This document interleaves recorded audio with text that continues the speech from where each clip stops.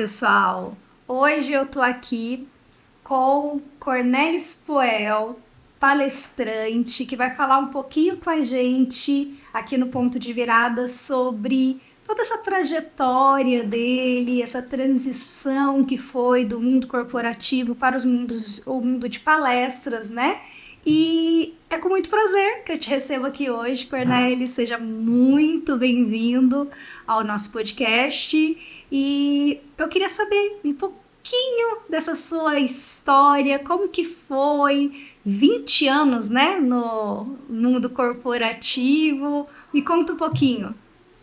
Bom, primeiro, obrigado pelo convite, Deise. Muito legal estar aqui, podendo trazer algumas histórias de vida, algumas experiências e compartilhar isso com vocês e com quem está nos assistindo, né?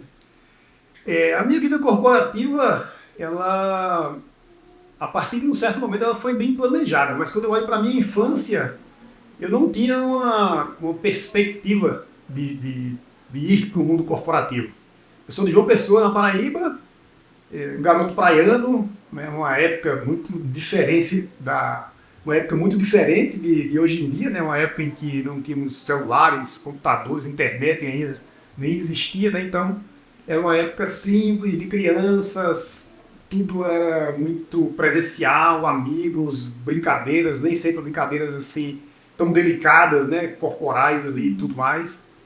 Não tinha não tinha referências no mundo corporativo. Meus pais eram professores universitários, meu pai filósofo, minha mãe pedagoga, ambos professores da Universidade Federal da Paraíba, os meus amigos todos dentistas, concursados e assim por diante. Então nenhuma conexão direta com o mundo corporativo. Só que cheguei ali no terceiro ano científico, como a gente chamava a época, né? Hoje seria o terceiro ano do ensino médio, e tinha que fazer o vestibular para escolher um curso. E eu tinha muita facilidade com matemática e física. Embora os meus pais fossem ali da filosofia, da pedagogia, minha casa fosse inundada de livros ali voltados para humanas, eu tinha muita facilidade com isso e resolvi fazer engenharia. Olha, filho de filósofo e pedagoga, escolheu a engenharia. Exato, escolhi a engenharia, fiz lá em João Pessoa mesmo, a engenharia mecânica, fiz a graduação, fiz um mestrado, e quando ingressei no mestrado, eu já tive ali uma das minhas primeiras ambições, que era sair de João Pessoa e ir para uma localidade, algum lugar onde eu tivesse mais oportunidades. E comecei, desde o início do meu mestrado, a fazer um planejamento para, ao término dele, sair de João Pessoa. E aí a gente pode sempre escolher vários modelos, digamos assim, quando a gente quer fazer alguma coisa, né? E o modelo que eu escolhi ali foi, após o mestrado, seguir por um doutorado. Eu também tinha a veia acadêmica, né? Meus pais professores universitários.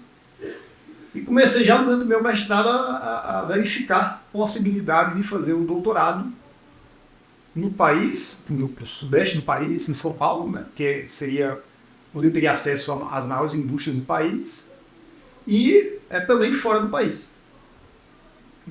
Terminei o mestrado, fui aprovado no doutorado na Unicamp e fui morar em Campinas. Então foi assim que o menino, filho de filósofo e pedagoga lá de João Pessoa, chegou aqui em São Paulo. Exatamente. Com doutorado na Unicamp. Doutorado na Unicamp, um doutorado, inclusive, que eu fiz no modelo, não sei como se chama hoje, porque já faz tempo que eu fiz meu doutorado, né? Mas era o que a gente chamava de doutorado sanduíche, onde a gente passa um ano fora do país. Sim. Então eu fiz 2 anos e meio de estudos em Campinas, na Unicamp, fui para a Itália, no Politécnico de Turim, lá no norte da Itália, fiquei um ano por lá, voltei para o Brasil, tinha 6 meses para defender a tese, defendi essa tese. Já tinha visto ali, eu tinha, digamos assim, analisado muito bem o mercado quando eu escolhi o tema da minha tese de doutorado. E escolhi um tema voltado para projetos mecânicos que eu sabia que existia uma demanda grande no mercado. Porque muitas vezes a gente faz doutorado e escolhe temas assim tão profundos e que não estão tão presentes na indústria brasileira. Você já escolheu um tema que você estava visando, já uma vitrine para as indústrias da região. Exatamente. E aí a importância sempre do planejamento, né? De a gente antecipar aquilo que a gente quer fazer alguns anos à frente. Então, 4 anos antes do meu doutorado começar, eu já estava pensando na área. E mudei completamente de área, do mestrado para o doutorado. Eu saí de uma área de automação para uma área de projetos mecânicos com as ferramentas mais usadas no mercado de projeto mecânico. Foi uma mudança inteligente, muito estratégica e que já te abriu muitas portas depois de ser doutorado, né? Abriu muitas portas. Assim que eu defendi a tese, só então eu fui fazer um currículo, comecei a distribuir no mercado. 2 meses depois, eu estava entrando na GE, justamente pelo tema de meu doutorado. Tenho vários colegas que fizeram temas assim tão específicos em coisas que de fato você não tem uma aplicabilidade no Brasil. Às vezes você tem indústrias que estão muito mais desenvolvidas em outros países e os centros de pesquisa, onde essas ferramentas são aplicadas, estão fora do país. Eu peguei algo que estava aqui.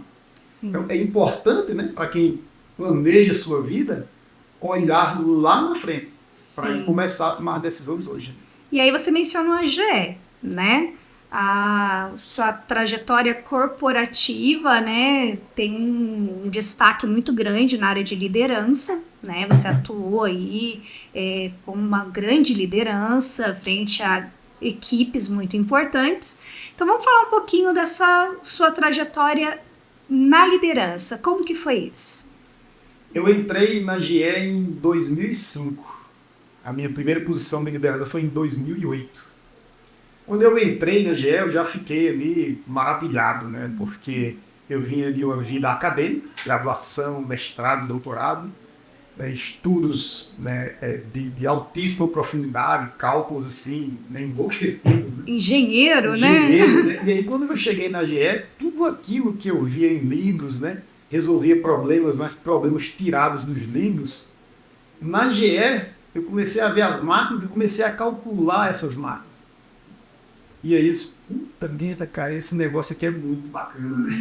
Ver na prática, ver na né? prática, Tá ali, né? Sentir mesmo sentir como que isso, é, né? né? E quando eu senti isso, já foi a primeira decisão de eu quero, de fato, ficar nesse mundo.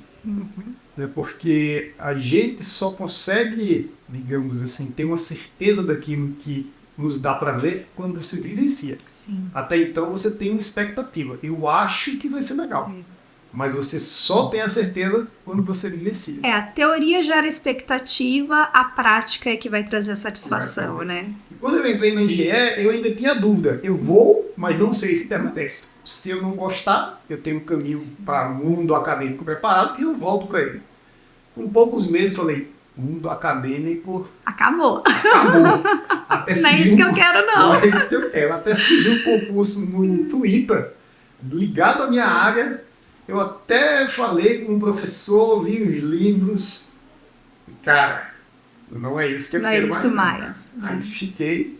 E ali, dentro do mundo industrial, do mundo corporativo, você começa a conviver com as mais diversas áreas, as mais diversas funções, as mais diversas posições.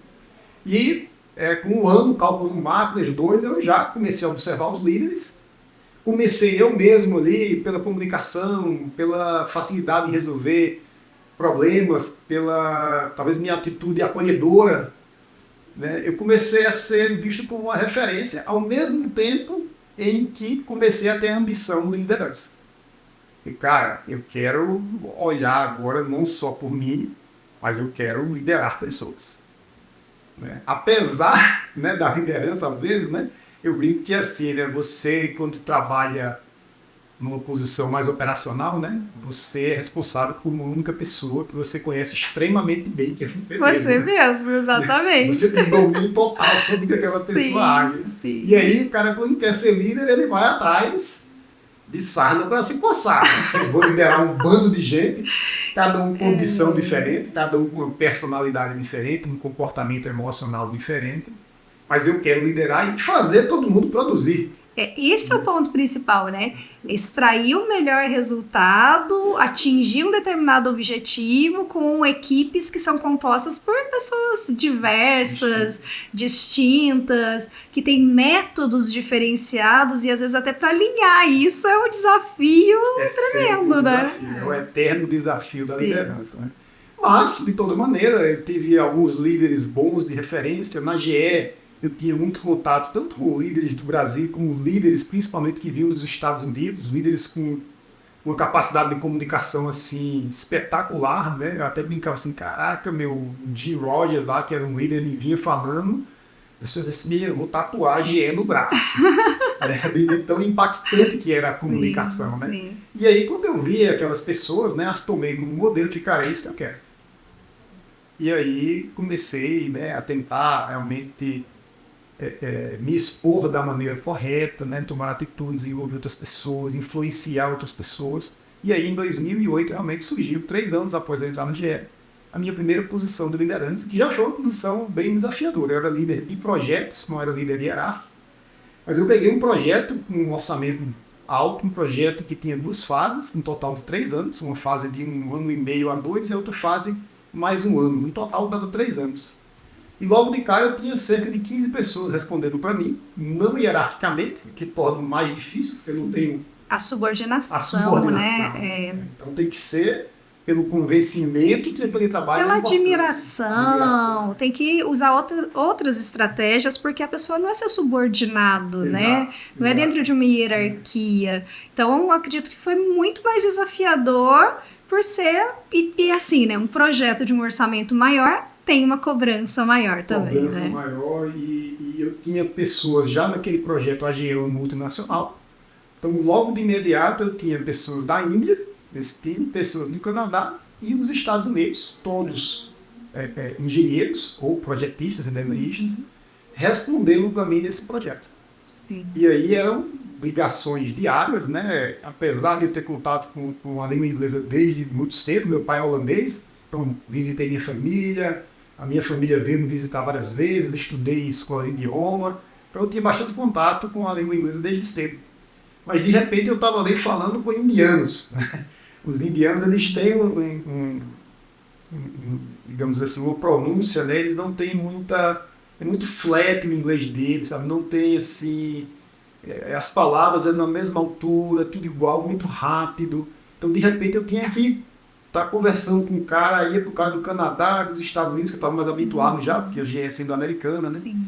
E aí fazer todo esse time se mover, né? Numa empresa que tem ações em bolsa, né? Com cobrança sempre muito forte, e fazer isso acontecer. Então, foi a primeira liderança, né? Em todos os, digamos assim, as dificuldades de uma liderança de primeiro nível, né?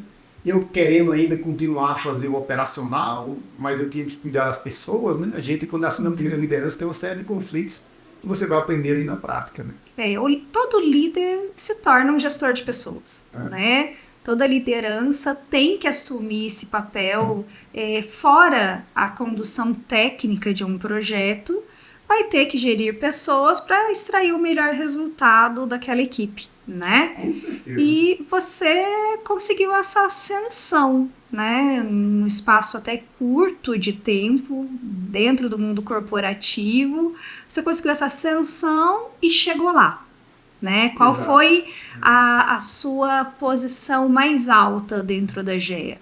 Eu fui líder, né? Esse primeiro projeto que eu peguei, ele era na área da engenharia de desenvolvimento de novos produtos. Na sequência, eu virei o gerente da área, alguns anos depois. E aí, tive uma série de posições, mudei de empresa, tem até uma coisa engraçada, eu era da GE, lá em Campinas, onde eu fiz o meu doutorado. Mudei, saí da GE em 2012 e vim para a Alstom, em Taubaté, aqui em São Paulo também. Após 1 ano na Alstom, é anunciada a compra da Alstom pela GE. Exatamente. Eu ia falar, mas foi na fusão que você veio? Não, você veio antes da fusão. E aí, logo depois, eu já estava de novo na GE, né? E aí, óbvio que eu não tenho uma piada. Eu falo, ó, né? A GE me queria tanto que teve que comprar a empresa que eu estava. Comprou a Alstom para te ter de volta. E aí, na Alstom, eu tive diversas posições de liderança também. Fui gerente de produto, fui gerente de operações, área de serviço e reforma. Fui gerente de vendas durante 2 anos, eu era responsável por todo o território nacional, na parte de serviço e reformas. Clientes assim, bastante conhecidos como Itaipu, então, a cada 2, 3 meses eu estava em Itaipu. A GE, depois que eu saí, a GE ganhou uma reforma em Itaipu muito significativa. EDP, enfim, AES, né, todos os grandes players aí do mercado em geração e distribuição de energia no Brasil, eu que era responsável por eles. E aí, depois ainda voltei a ser gerente de engenharia, né, já não a desenvolvimento do produto, mas uma engenharia mais focada em fazer o projeto, o produto que era vendido, motores e geradores, e dar suporte à própria produção. Então, foi mais ou menos esse o conjunto de posições de liderança que eu tive. E aí está lá, Cornelis, no mundo corporativo, um destaque na liderança, né? Super produtivo, entregando resultados ótimos. E aí a gente vai falar do seu primeiro ponto de virada. Me conta aí, vamos contar um pouquinho para o pessoal, o que te aconteceu e que a gente pode chamar aí de um divisor de águas, né, na sua vida. Exato. Eu fui diagnosticado lá em 2011, comecei a ter o diagnóstico, né, porque foram algumas doenças, no início de 2011, doenças graves, raras, autoimunes. Uma doença autoimune é aquela que não tem uma causa específica, ela simplesmente nos ocorre, não tem um motivo. E eu tive o diagnóstico de duas doenças, uma ali no começo de 2011 e uma poucos meses depois. Uma doença intestinal chamada retocolite crônica ulcerativa idiopática. E eu até esclareço, eu falo idiopática não tem nada a ver com idiota. Não é uma doença que acomete idiota, mas só idiopática é um termo genérico assim para uma doença que não tem causa específica. Né? E alguns meses depois veio uma doença hepática, uma doença chamada colangite esclerosante primária.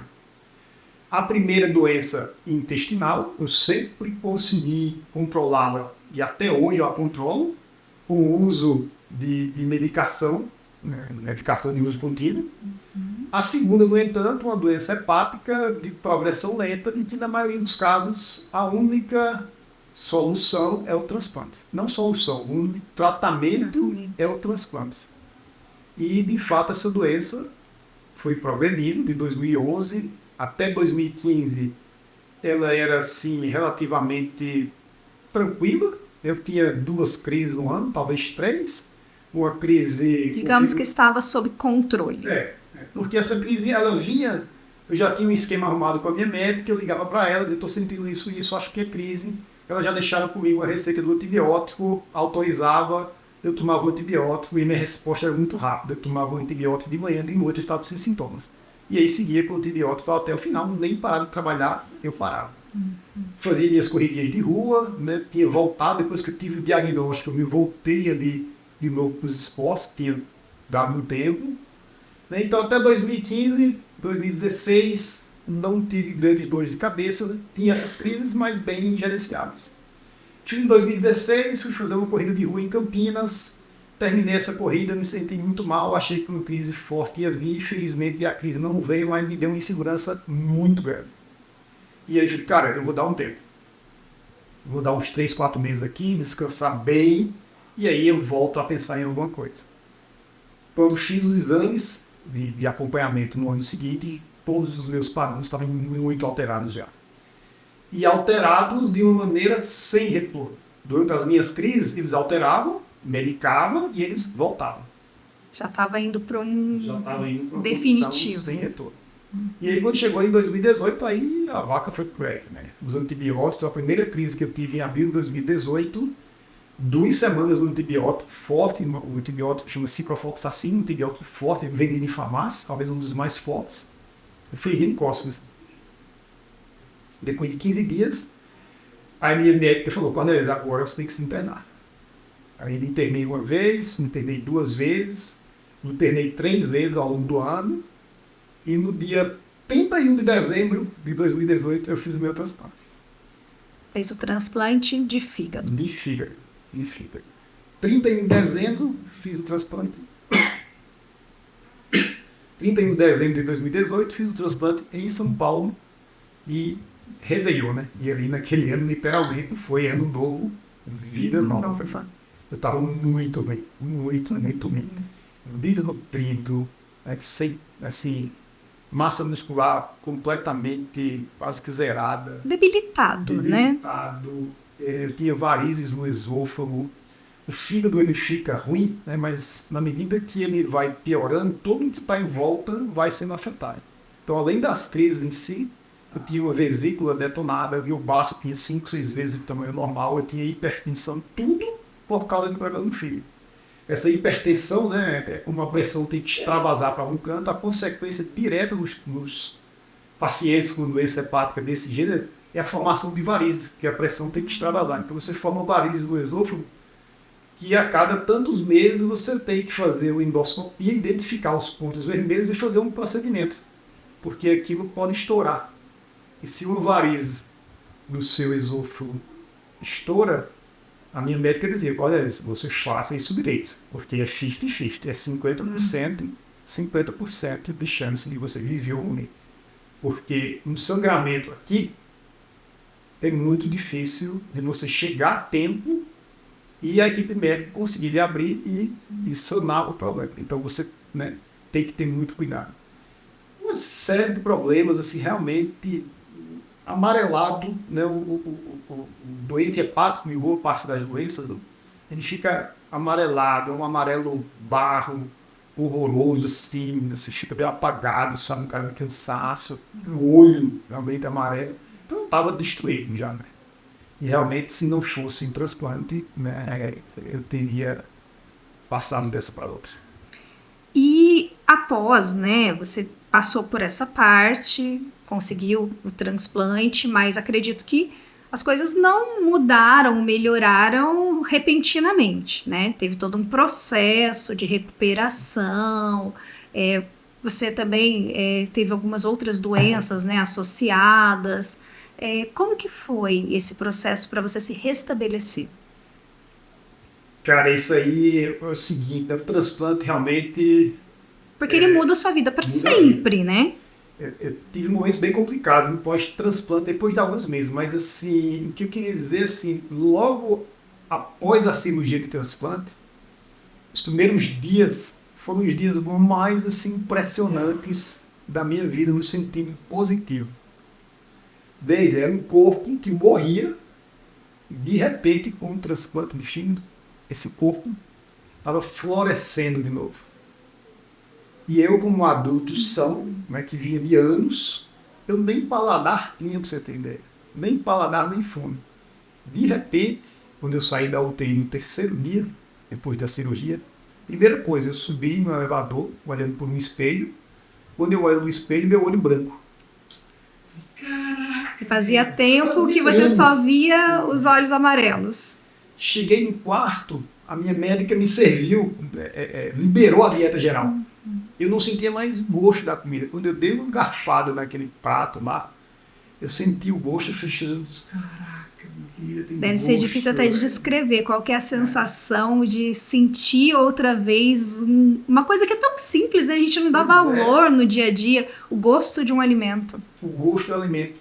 Essa é uma coisa que realmente mudou muito, né? A valorização das pequenas coisas. Né? O bate-papo com um amigo, o momento com a família. E ali, a cada minuto que passava, eu sentia o meu corpo se enchendo de vida de um jeito. Para os que têm fé, pode crer que é uma coisa milagrosa. O renascimento. Um renascimento, diferentemente daquele da gestação e de quando a gente vem ao mundo, com um adulto plenamente consciente, sentindo o corpo se encher de vida.